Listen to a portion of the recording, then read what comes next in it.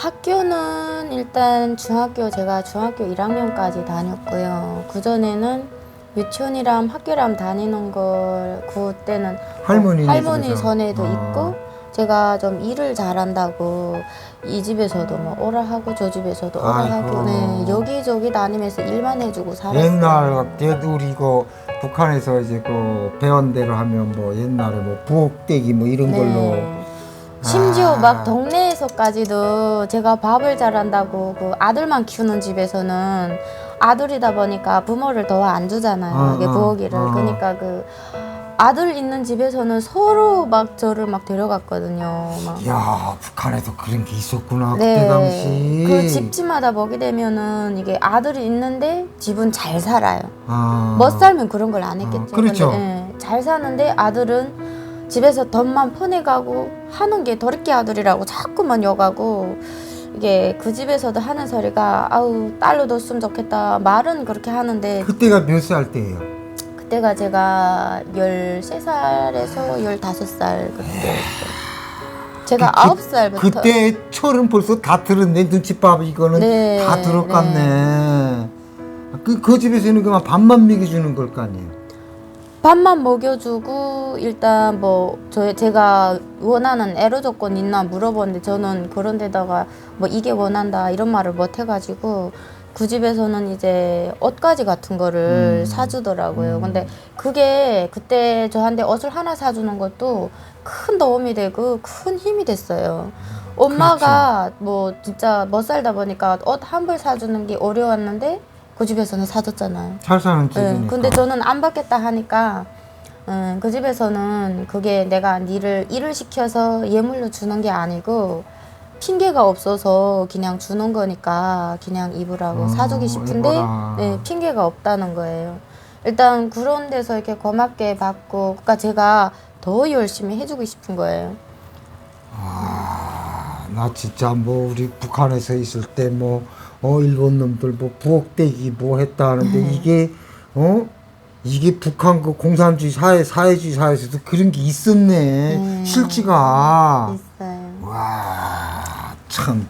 그래서 이제 그러면은 고등학교는 못 나오셨겠네.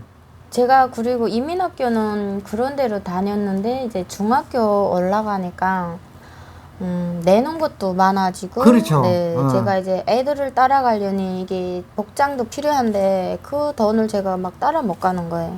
엄마는 저를 살리겠다고 저를 어떻게 해서나 내세우겠다고 이것저것 다 해보다가 마지막엔 레이루 자르는 것까지 하다가 단련대까지 갔다 왔어요.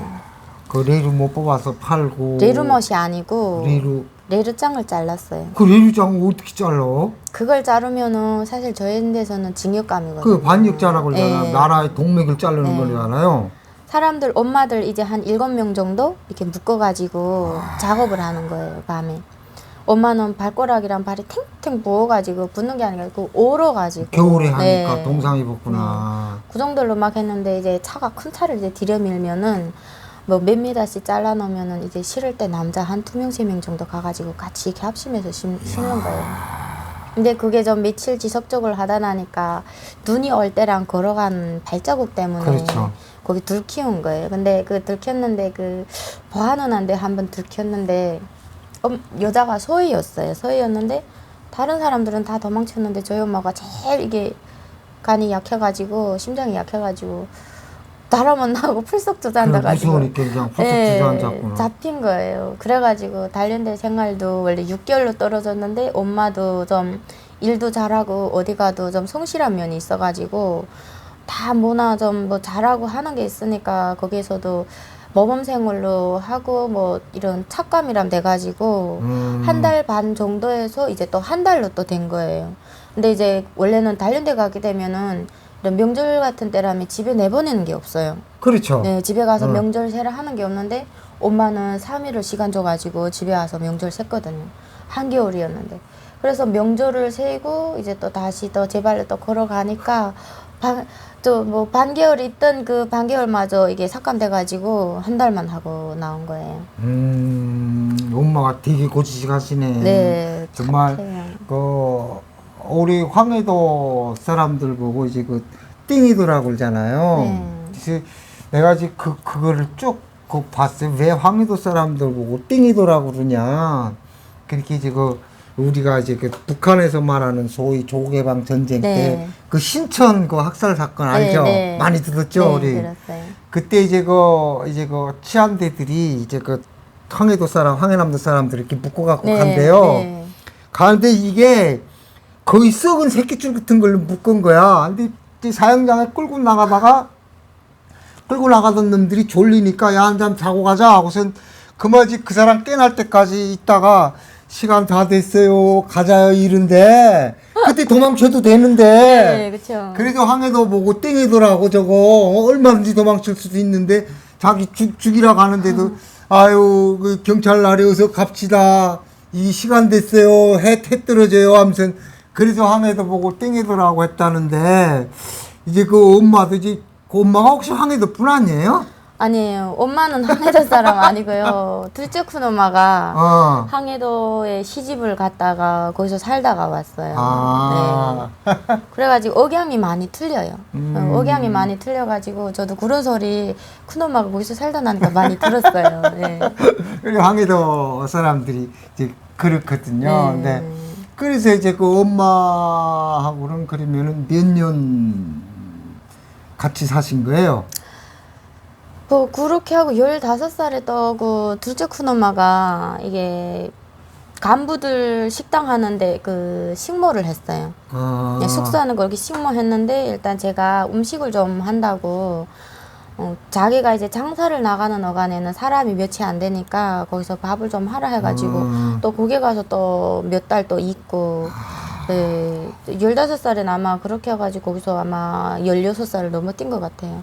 그러고 엄마한테 와서 또 몇 개월 있다가 16살부터는 18살까지는 엄마하고 있었어요. 그래도 같이 있으면서 해가면서? 네 있고 이제 18살에서 제가 후다빠하고 살다 나니까 또 거기서도 또 그때 당시는 엄마가 이제 그 새아빠를 맞이했구만. 네. 아. 그 아빠한테 갔다 와서 한 1년인가 2년인가 지나가지고 그 사람 만나는 거를 봤어요. 근데 그때는 그게 뭔지 몰랐지만은 저 사람 누군지는 몰랐지만은 후에는 엄마랑 산다니까 아 사는 사람이네 했는데 아빠라 해야 된다 해가지고 엄마 덕이 무셔봐서 아빠라고 불렀어요. 아빠라는 말은 안 나가지만 엄마 덕이 무서우니까 부르긴 했어요. 10년은 일단 살은 것 같아요 제가. 그러고 이제 18살에 그 아빠람에 좀 그런 안 좋은 그런 일이 있어가지고 제가 아무래도 좀 제가 커가잖아요. 커가니까 엄마랑 아빠랑 저랑 이 사이에 이제 트러블이 생기면은 제가 좀 앵앵거리는 게 있어요. 엄마 못하는 말을 제가 대신 하니까 엄마한테 함부로 하냐 이런 말도 네. 하고. 그러니까 그게 좀 가정 싸움으로 이루어질 때가 많고 엄마랑 같이 사는 사람인데 좀 많이 다투고 하니까 그 북한에서는 이부 아버지 북한 사람들이 이거 마누라를 잘 때리잖아요. 때리죠. 근데 저는 같이 살면서 때리지는 못하게 해가지고 혹시 매는 안 맞았어요? 이부 아빠한테? 아니요. 저 매 맞으면은 아빠고 뭐고 상관없이 달게 될 것 같아요. 너 죽고 나 죽고. 네, 매는 안 맞았어요. 그때 당시 제가 왜 그 정도를 생각했냐면요. 이게 일단은 저도 엄마 때문에 아빠라고 부르잖아요. 아빠가 누구처럼 우월하게 생겼고 우월한 일을 하고 돈을 많이 벌고 뭐 이런 상태면은 많이 존중해주고 좀 그러겠는데 아니 생긴 것도 별로지.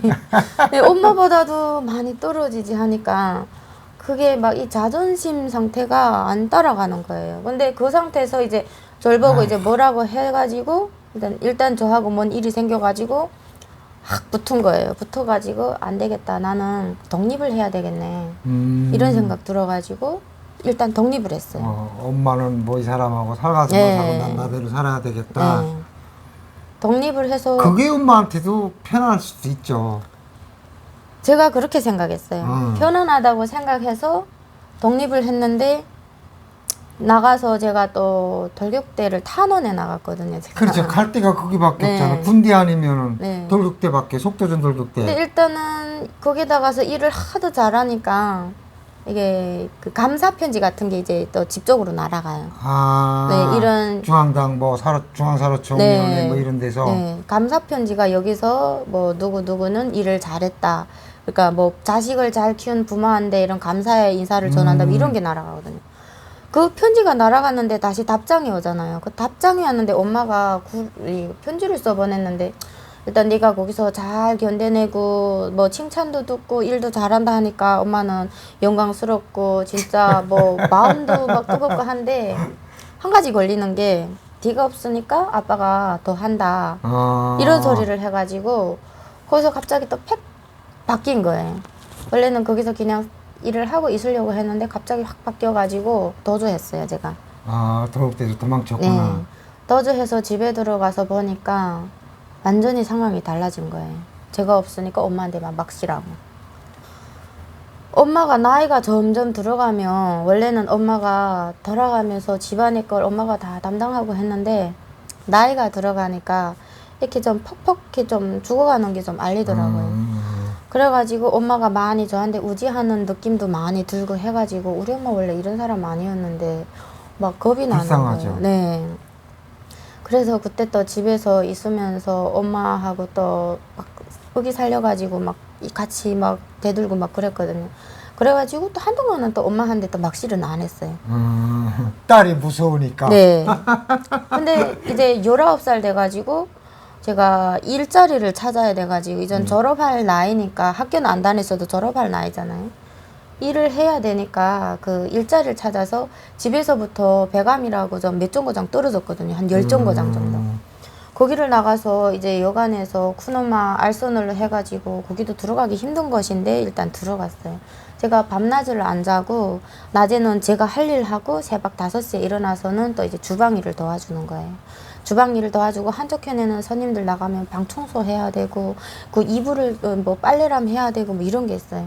저녁 시간 되면 낮엔 낮대로 안 되고 저녁 시간 되면은 또 이제 그 손님 받고 그 방을 요관 이를테면 네. 요관이죠. 네. 어. 그런 걸 하다 나니까 제가 하루에 자는 시간이 길어서 진짜 5시간 자는 시간이 며칠 안 돼요. 안 되고 3시간, 4시간 정도밖에 안 돼요. 그때 당시 뭐 그러면 월급은 얼마나 받았어요?